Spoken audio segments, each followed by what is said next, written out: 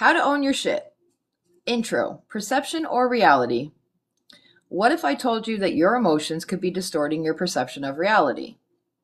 In the grand tapestry of existence, where the thresholds of self-reflection and self-projection intertwine, a remarkable narrative unfolds.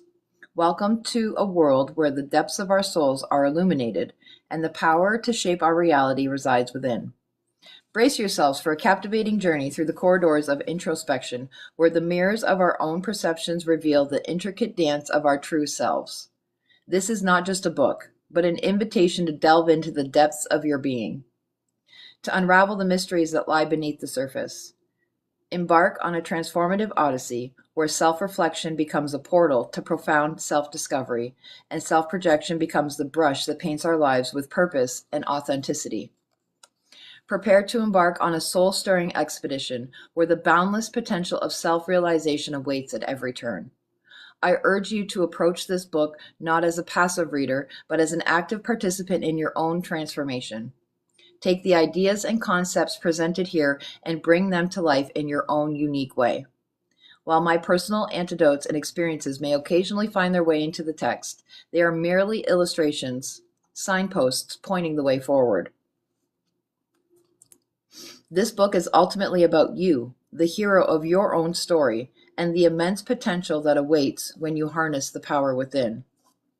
Upon my initial exposure to the self-projection theory through the teachings of Carl Jung and Deepak Chopra, I became fixated on the concepts as it sparked a strong interest within me. I had so many questions. Are all my assumptions about others wrong? If what I see in others is a projection of me, where did they come from and why can't I recognize them? For years, I made it my mission to read, meditate, and experience this idea to better understand and apply it. Once I did, it completely changed the way I saw myself and the world. It was emotionally draining at first because it required a lot of self-reflection, redirecting thoughts, and reprogramming my mind, but it was all worth it. I was searching for inner peace, and this was the final piece to the puzzle. If I was able to turn my life around emotionally, physically, and spiritually, and truly find healing and inner peace, I believe it is a possibility for anyone. In this book, I will challenge your perceptions, beliefs, and truths. Reading this may stir up uneasy feelings and may disrupt your comfort zone. However, self-awareness and the willingness to get uncomfortable can promote personal growth, resulting in a deep sense of inner peace. Get ready to challenge your assumptions and broaden your horizons. This is Owning Your Shit 101. From survival to potential. I fully grasp the concept of self-projections in the tranquil embrace of a peaceful morning meditation. With a steaming cup of tea in hand, and as the sun's gentle warmth caressed my face, I had a profound revelation. The key to my lifelong quest for peace lay hidden in the clutches of others' opinions. Since childhood, the weight of being labeled as different had cast me as an outsider, consumed by the ceaseless worries of how others perceived me. But in that transformative moment, I discovered the truth. How the echoes of their judgments had silently corroded my own happiness. Within the first rays of dawn, casting their gentle glow on my face, a resounding whisper echoed within the depths of my consciousness. I am infinite potential. In that precise instant, I transcended the limitations of others' perceptions, realizing that I was not merely defined by their opinions. Moreover, I shed the illusion of my own self-perceptions, for I was a kaleidoscope of infinite possibilities, constantly evolving and embracing the ever-unfolding tapestry of my being. The truth shimmered before me, radiant and awe-inspiring. I was an extraordinary embodiment of limitless potential, surpassing any preconceived notions or self-imposed constraints. I am infinite. An aha moment that I can't fully explain, but so profound that I broke down in tears. A sense of liberation enveloped me as if a burdensome weight had finally been released. I had been carrying the burden of others' opinions about me for far too long, and while I was already acquainted with the concept of projecting one's self-image, it was at that precise moment that I understood its impact. Taking responsibility, in other words, owning your shit, involves recognizing how your thoughts and feelings can affect how you view the world. By acknowledging your self projections and engaging in introspection, you can gain a deeper understanding of yourself. I believe it's never about being perfect, it's just about being aware. You are not in the world is in you. Deepak Chopra. For most of my childhood, I struggled a lot emotionally with depression and anxiety, physically with kidney disease and high blood pressure, migraines, and anemia to name a few. Looking back, my childhood seems like a blur of painful memories mixed with bits and pieces of few loving ones. I remember feeling tired and sick a lot. I was labeled as a lazy child, unknowing that I had FSGS, a chronic disease that attacks the kidneys. I would take 4-hour naps as a toddler when most kids grew out of nap time. I would fall asleep everywhere and anywhere any chance I got. Throughout my early years, I experienced a significant amount of emotional, physical, and sexual trauma from various individuals. Although I am not yet prepared to discuss this openly, it is relevant to note that when I reflect on my childhood memories, many of them are associated with pain and suffering. My initial year in high school was no exception. I befriended a girl early in the year who eventually became the leader of a group of about 10 bullies. One evening, I got a call from this friend who accused me of talking bad about her. I recall feeling stunned as I defended myself by telling her about the lessons my mother had taught me when I was young, to refrain from gossiping and to always speak about others as if they were present in the room. This friend didn't believe me, and that's when the bullying started. Throughout the year, this large group of kids often would push me down the hallway stairs, beat me up verbally, and abuse me whenever they had the opportunity. I was constantly hiding and frequently sought refuge in the bathroom of the library. My grades were declining, and I would cry in class, but at the time, teachers did not take much action against bullying, and the blame was often placed on the victim, which I still find difficult to comprehend. There is, however, a specific memory that stands out to me where a group of kids attempted to burn my hair.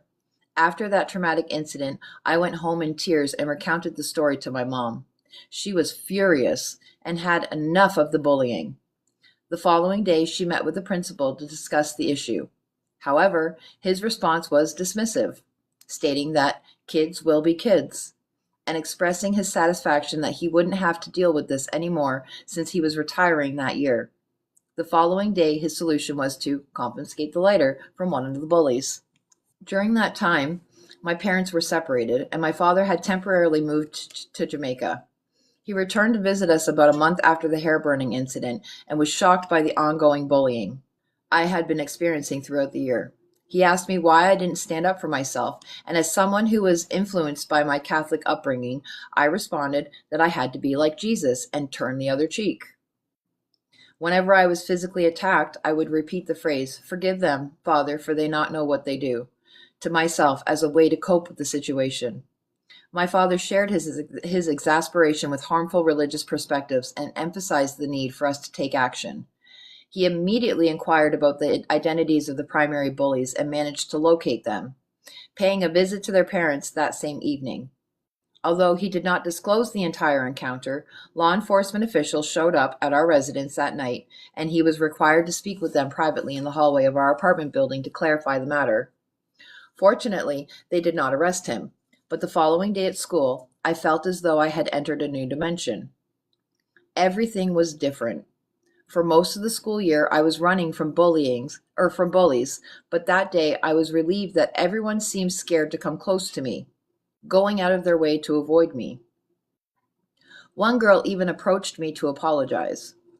Although the situation was eventually resolved, I remained fearful and continued to experience anxiety whenever someone called my name for a few more years. It was not long after that I discovered through blood tests and biopsies that my blood had slowly been poisoning my kidneys since birth. It was then that I fell into a deep depression. Following 2 unaliving attempts in my early teens, my parents and doctors insisted that I seek professional help. Although I consulted with various psychiatrists and received numerous medications, I frequently relapsed into a depressive state. Eventually, I got really good at hiding my sad emotions from others, but the pain stayed with me every day.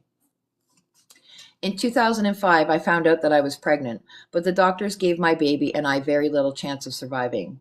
Despite their warnings, I decided to go ahead with the pregnancy. Within a month, I was admitted to the hospital for the rest of my pregnancy and could only make occasional visits back home on the weekends. I was severely underweight and couldn't hold any food down. Although I was really sick, for the first time in years, I wanted to live. At less than 10% kidney function, I was induced at 7 months into the pregnancy, and my daughter came out screaming, which was a good sign. She was only 3 pounds and had to be incubated for a month, but she made it through and has been resilient ever since. A year after her birth, I was extremely grateful to receive a kidney from my loving mom. However, after the transplant, I went through 5 more surgeries and had to deal with several health issues that continued to affect my mental health. Nevertheless, at this point in my life, I felt like I finally had a reason to live. My daughter. I am not what you think I am. You are what you think I am. J. Krishnamurti, I can't pronounce his last name, Krishnamurti. In 2007, a glimpse of the beginning of my healing journey started when I embarked on the process of freeing myself from the constraints of my old reality. My emotions prior to that were running the show. I had no control over my thoughts and feelings. What I didn't realize then is that I was missing a very big key point: self-awareness. My encounter with The Secret, both in book and in movie form, authored by Rhonda Byrne, ignited a shift within me. The message that we possess the power to transform our lives through positive thinking and elevating our vibrational energy prompted me to embrace its teachings. For a few years, I tried hard to maintain a cheerful outlook, and although I noticed small changes in and around me, I was still struggling on hard days because my health wasn't improving. It was hard to keep smiling while my body was in pain. So I found myself either being very reactive or dismissive to the people I cared about most. Even with the transplant, the blood disease made it extremely hard to do daily tasks. The doctors warned me that this disease could poison the transplanted kidney, so I had fear surrounding my health. Even though I would try to be positive, my body was still sick.